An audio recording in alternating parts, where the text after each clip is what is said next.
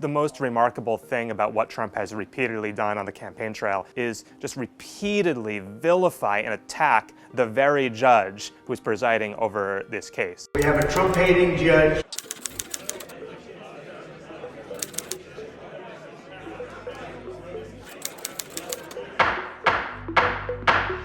I don't think there's ever been a more conflicted judge. Crooked and conflicted, and I'm unconstitutionally gagged. He gagged me, so I'm not even supposed to be, I would say, talking to you because he gagged me. I think in the political arena, he wants to paint himself as a victim of this process, a victim of the judge himself. President Trump does, in fact, know what the gag order allows him to do and not allow him to do. He's not allowed to attack witnesses, jurors, other people in the case, but he is allowed to attack the judge himself so far. And so while it might actually hurt him in court, he has found it politically advantageous to do so. It wasn't the press that went to him. He went to the press. Nobody is forcing him, but he is running for president. He has to be able to speak. The annoyance for the prosecution is that there's a very clear gag order with very clear restrictions on what Trump can say, and that's quite common in criminal trials. And Trump is repeatedly toeing up to that line, testing those limits, and in 10 cases, he has been found to have violated those limits. It's clearly willful, clearly knowing. The defendant thinks the rules should be different for him.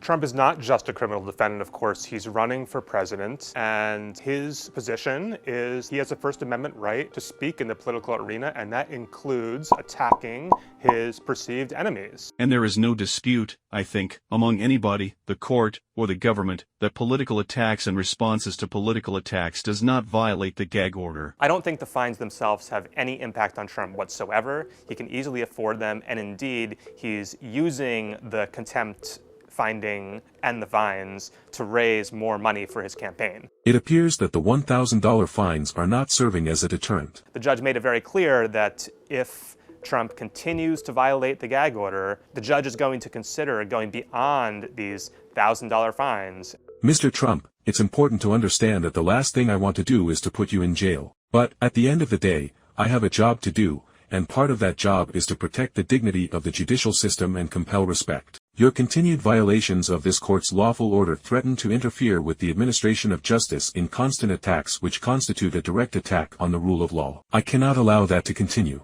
I think for any other criminal defendant in any typical case, repeatedly violating a gag order the way that Trump has done, repeatedly commenting, criticizing witnesses, jurors, and other people involved in the case, defendants would have already found themselves in a jail cell for criminal contempt.